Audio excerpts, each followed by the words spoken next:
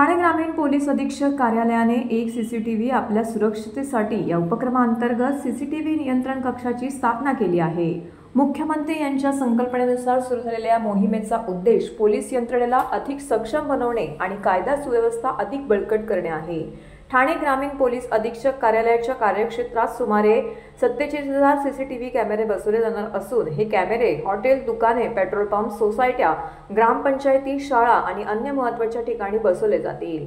या मोहिमेमुळे गुन्हेगारी नियंत्रण, वाहतूक व्यवस्था सुधारणा, महिला सुरक्षा आणि आपत्ती व्यवस्थापनासाठी मोठी मदत होणार आहे। ही योजना प्रभावी करण्यासाठी पोलीस अधिकारी आणि स्थानिक नागरिकांमध्ये समन्वय वाढवण्यात येत आहे। पोलीस स्टेशन आणि सीसीटीव्ही नियंत्रण कक्ष एकमेकांशी जोडले जाणार असून यामुळे कोणत्याही प्रकारच्या आपत्तीला वेळेत प्रतिसाद देता येईल। या उपक्रमाचे उद्घाटन विशेष पोलीस महानिरीक्षक कोकण परिक्षेत्र डॉक्टर D.S. स्वामी, पोलीस अधीक्षक संजय दराडे आणि अप्पर पोलीस अधीक्षक भारत तांगडे यांच्या उपस्थितीमध्ये करण्यात आले। स्टोरेज कॅपॅसिटी त्या कॅमेरामध्ये आहे ना, तो जो कॅमेरा असणार आहे आपण सगळ्यांनी सीसीटीव्ही कॅमेरा बघितला असेल, काही लोक वापर सुद्धा करत असतील, तर त्याच्यामध्ये काही सीसीटीव्ही कॅमेरे 7 दिवस स्टोरेज होतं, काही 15 दिवस होतं आणि ते ऑटो राईट त्यामध्ये केलं जातं। तर स्टोरेज कॅपॅसिटी त्याच ठिकाणी आहे।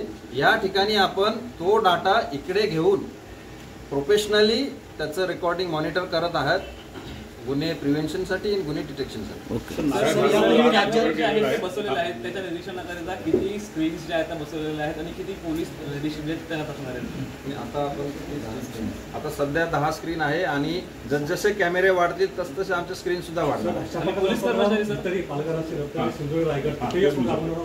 बाकी जिल्ह्यामध्ये सुद्धा ही स्कीम आपण राबवलो। काही ठिकाणी ऑलरेडी सीसीटीव्ही कॅमेरे आहे।